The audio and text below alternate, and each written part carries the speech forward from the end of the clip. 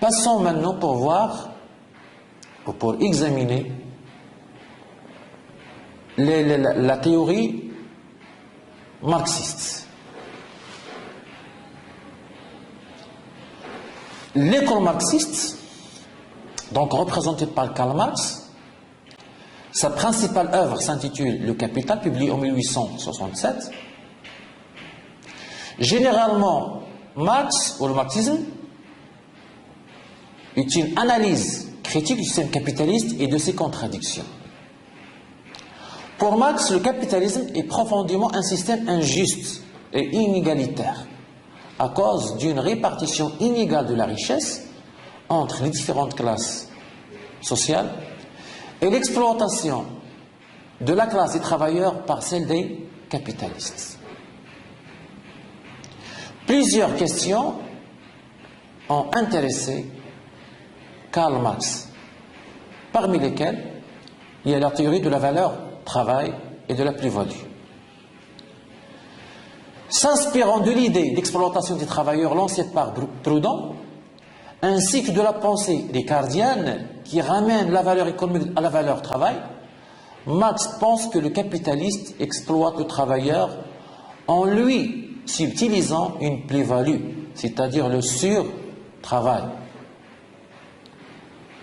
C'est l'exploitation du travail par le capital qui produit de la plus-value. Le deuxième thème important chez Marx, c'est le thème de la dynamique du capitalisme. Pour Marx, le mode de production capitaliste est caractérisé par des contradictions qui conduisent à terme à sa disparition. La paupérisation ouvrière, la baisse tendancielle du taux de profit et les crises du capitalisme. La paupérisation ouvrière. D'après Marx, à long terme, le rapport entre le capital constant et le capital variable, appelé composition organique du capital, augmente et engendre une offre excédentaire chronique de la force de travail, appelée par Marx armée industrielle de réserve, et exerce une pression à la baisse sur les salaires conduisant à une paupérisation de la classe ouvrière. Deuxième point, la baisse tendancielle des taux de profit. Donc vous pouvez voir directement donc la formule.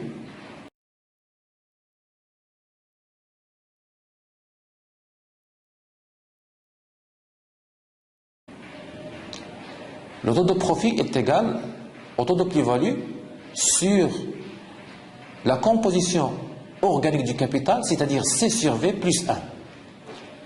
Donc pour Marx, le rapport C sur V, c'est-à-dire la composition organique du capital, augmente plus vite que le taux de la plus-value, ce qui provoque une tendance à la baisse du taux de profit. En d'autres termes, avec l'évolution du capitalisme, le numérateur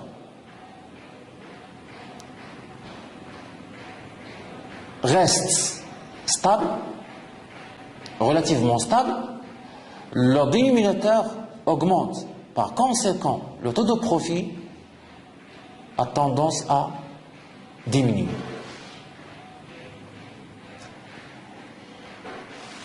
Les crises du capitalisme, donc pour comprendre ces crises-là, vous pouvez toujours voir le schéma suivant. Les crises résultent, donc d'une manière générale, d'un double mécanisme. Le blocage de l'accumulation qui découle de la baisse du taux de profit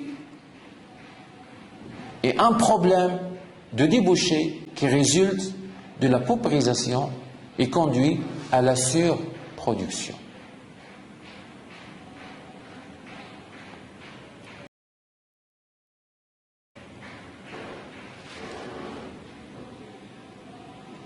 L'école keynésienne, donc représentée bien sûr par le grand économiste John Maynard Keynes, l'auteur de la théorie générale de l'emploi, de l'intérêt et de la monnaie, publiée en 1936.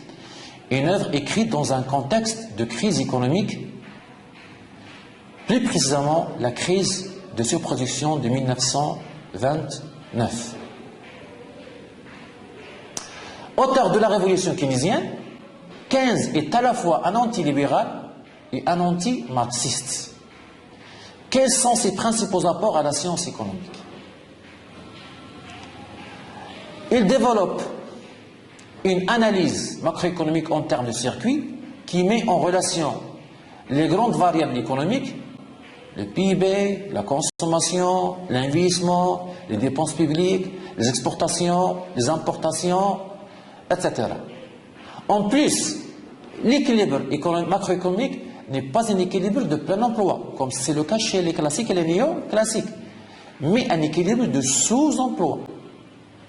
Également, Keynes recommande l'intervention de l'État à travers les instruments budgétaires et monétaires, surtout que l'économie ne peut plus fonctionner sur les bases des mécanismes automatiques du marché. Le marché pour Keynes n'est plus le seul régulateur. Il rejette ainsi la loi des débouchés selon laquelle l'offre crée sa propre demande. Ce qui est bien sûr important chez Keynes, c'est ce rôle nouveau de l'État. Plus précisément, l'État-providence. Pour lutter contre le sous-emploi, Keynes propose une intervention active de l'État-providence pour réguler l'activité économique. Dans la conception keynésienne, l'État-providence a deux fonctions essentielles. Une fonction économique, investisseur, surtout investisseur et employeur. Et une fonction sociale, la redistribution des revenus par le biais des impôts et des transferts.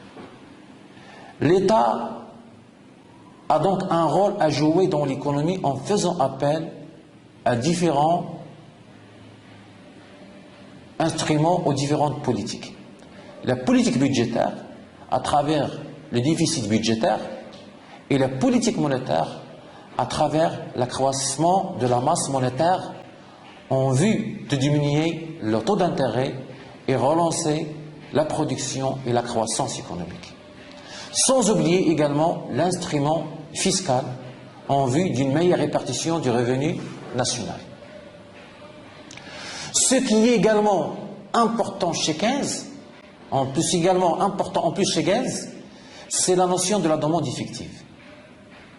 Pour Keynes, seul l'État est en mesure de stimuler la demande globale, lorsque celle-ci est insuffisante, car en période de crise, les agents économiques ne dépensent pas et les entreprises n'investissent pas. La baisse des taux d'intérêt permet par exemple de stimuler le crédit à la consommation chez le consommateur et de stimuler les investissements. Et le déficit budgétaire et la politique de grands travaux publics stimulent la demande globale et relance par conséquent la croissance économique. Mais on parle également d'échec du modèle keynésien, surtout à partir des années 1970. Et le retour même de la pensée critiquée par Keynes, à savoir la pensée libérale. Quelles sont donc les limites de la thèse keynésienne? Donc il y a au moins 3 limites au modèle keynésien. Keynes raisonne en économie fermée, alors qu'aujourd'hui, qu'est-ce qu'il y a? On parle de l'internationalisation et la mondialisation croissante des économies, qui constitue aujourd'hui une sérieuse limite au modèle keynésien de relance. La deuxième limite, c'est que les analyses keynésiennes de Keynes sont conjoncturelles et de courte période. Même les politiques proposées par Keynes, les politiques budgétaires et monétaires, sont des politiques conjoncturelles, qui n'ont pas des politiques de long terme. Donc, ce sont des politiques qui ne permettent pas de transformer les structures de l'économie et les structures de la société. La troisième limite, c'est le paradoxe de la consommation et l'épargne. Ce paradoxe constitue également une limite au keynésianisme. Une épargne abondante est incompatible avec une forte consommation. C'est ce qu'on appelle la loi, ou ça c'est bien sûr, c'est développé dans le cadre de ce qu'on appelle la loi de la stagnation séculaire. Conclusion de ce deuxième grand chapitre, c'est que l'histoire de la pensée économique permet de mettre en évidence, nous a permis de mettre en évidence trois principaux courants. Le courant libéral classique et néoclassique, le courant marxiste et le courant keynésien. Cependant, autour de ces trois courants gravitent plusieurs théories économiques et écoles de pensée fournissant des explications alternatives aux problèmes économiques contemporains. Quels sont donc les principaux courants ou les principales écoles économiques contemporaines? Généralement, donc, on cite trois grands courants. Les écoles libérales contemporaines. Depuis les années 70, le courant libéral s'est constitué en plusieurs écoles. Plus particulièrement l'école de Chicago et le courant monétariste. L'économiste Milton Friedman qui fait partie de l'école de Chicago, explique que dans une économie de marché, la réduction du rôle de l'État est la seule manière d'atteindre la liberté politique et économique. Deuxième grande école libérale contemporaine, c'est l'école de l'économie de l'offre. C'est une école qui s'oppose à l'économie de la demande, popularisée par John Maynard Keynes dans les années 30. Ce courant est principalement représenté par l'économiste Arthur Laffer. D'après cette école-là, on pourrait dire simplement que la formule de l'école de l'économie de l'offre est, je cite, Jean-Baptiste Say, rien que Jean-Baptiste Say, l'offre crée ses débouchés. Donc il y a un retour à la loi de Say. Deuxième grand courant contemporain, c'est l'école de la régulation, qui est un prolongement de la pensée marxiste, représentée essentiellement par des économistes comme Robert Boyer et Alain Lippietz. L'école de la régulation trouve son origine dans une critique sévère et radicale du programme néoclassique qui postule le caractère autorégulateur du marché. Le troisième grand courant contemporain est représenté par les néo-keynésiens, c'est-à-dire les héritiers de la pensée keynésienne comme Edmond Malraux, Mendel et Paul Samuelson. Ceux-ci, donc ces grands économistes, ont développé leurs analyses dans le courant des années 70. Ils développent ce qu'il est convenu d'appeler aussi parfois la théorie du déséquilibre ou encore l'analyse des équilibres après